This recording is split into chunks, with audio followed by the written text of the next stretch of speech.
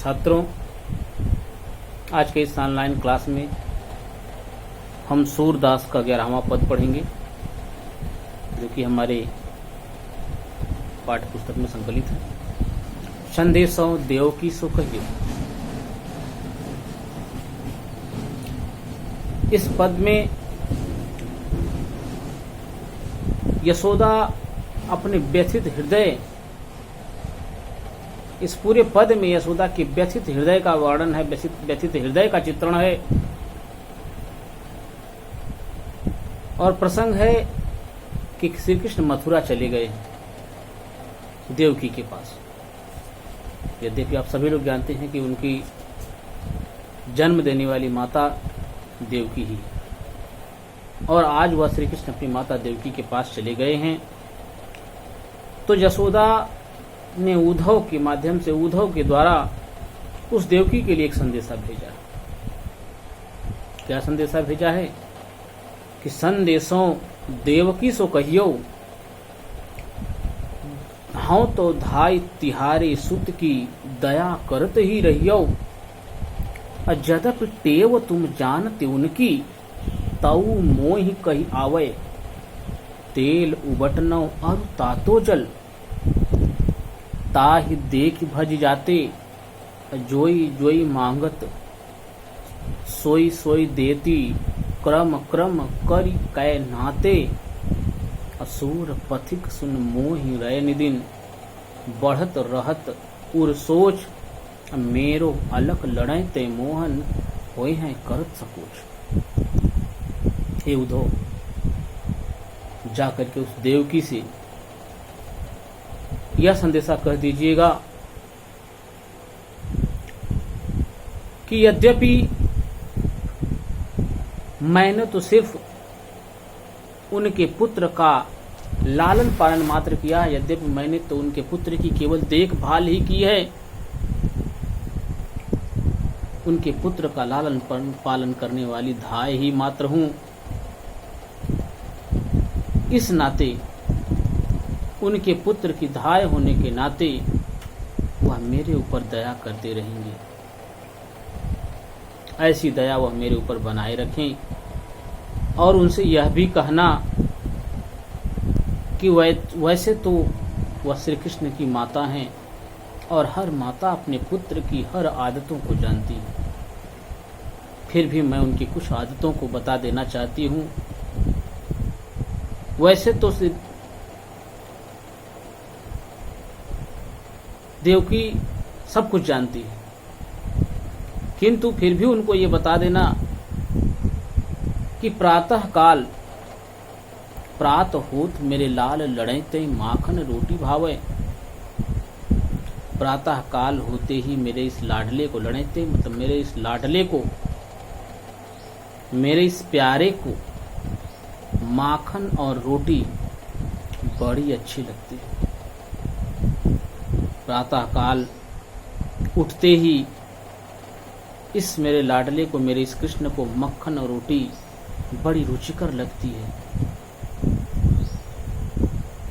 और इनकी चंचलता के बारे में क्या कहूं, तेल उबटनो और तातो जल ताहि देखी भज जाते। जब मैं इनको नहलाने ले जाती थी, यानी जब इनके नहाने का समय होता था, तो ये जब उबटन माने जो बुकवा होता है, सरसों का बनाया जाता है, तेल, बुकवा और गर्म जल, तातो जल गर्म जल होता है। तेल, उबटन और गर्म जल को देख करके ये भागने लगते थे। उस समय ये हमसे जो कुछ भी मांगते, जो जो वस्तुएं मांगते, उन वस्तुओं को मैं देती थी। जोई जोई मांगत सोई सोई देती, क्रम क्रम करी, यानी एक एक करके जो भी वस्तु मांगते वह मैं उनको दे देती थी। कह नाते तब जा करके कहीं ये स्नान किया करते थे। सूर पथिक सुन मोहि रय दिन, बढ़त रहत उर सोच।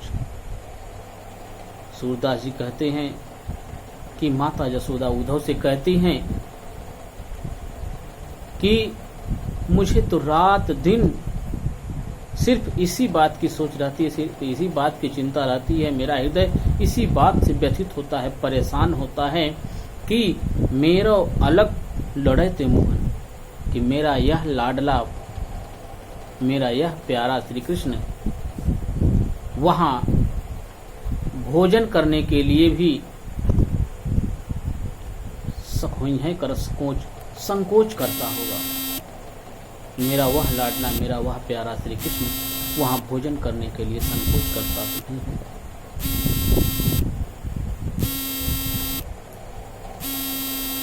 यशोदा ने उद्धव के माध्यम से देवकी को संदेशा भिजवाया, और संदेशा भिजवाया।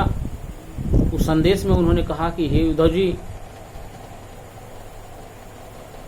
जा करके उस देवकी से मेरा यह संदेशा कह दीजिएगा कि यद्यपि तुम तो उस मेरे श्री कृष्ण की माता हो, यद्यपि तुम तो श्री कृष्ण की माता हो, मैं तो सिर्फ उनका पालन करने वाली धाय मात्र हूं, किंतु फिर मैं चाहती हूं कि ऐसी दया तुम मुझ पर बनाए रखना। यद्यपि टेव तुम जानते उनकी तऊ मोई कही आवे, तुम तो उनकी माता हो, और हर माता अपने बच्चे के हृदय को, अपने बच्चे की आदतों को अच्छी प्रकार से जानती है। फिर भी मैंने तो उसका पालन पोषण किया है, मैं भी कुछ आदतों के बारे में बता रही हूँ, मेरा हृदय नहीं मान रहा है। हे उद्धव, जाकर के उनसे कहिएगा कि प्रातः काल होते ही मेरे इस लाडले को, मेरे इस प्यारे को माखन और रोटी बड़ी रुचिकर लगती है, और ये इतने चंचल हैं, इनकी चंचलता के बारे में क्या कहूँ, उनकी चंचलता का कहाँ तक गुणगान करूँ, कहाँ बखान करूँ। जब इनके नहाने का समय हुआ करता था तो तेल, उबटन और गर्म जल को देख करके ये भागने लगते थे,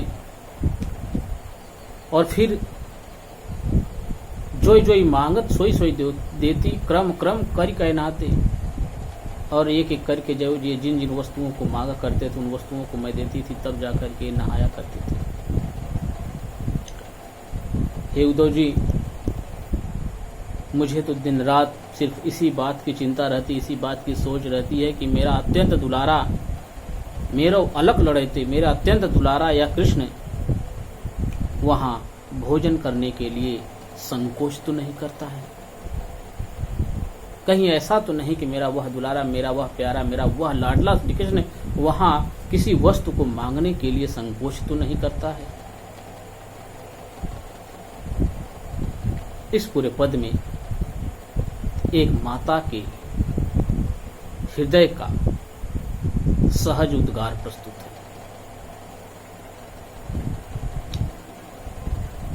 और स्मृति नामक संचारी भाव, अनुप्रास अलंकार भी है।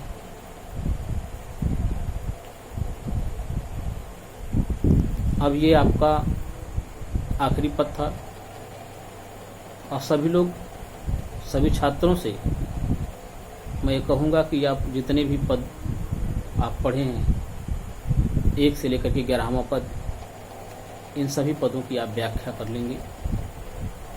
अगर आपको कुछ समझ में नहीं आता है तो आप कमेंट कर दीजिएगा, हम जरूर आपकी समस्या का समाधान करेंगे। धन्यवाद।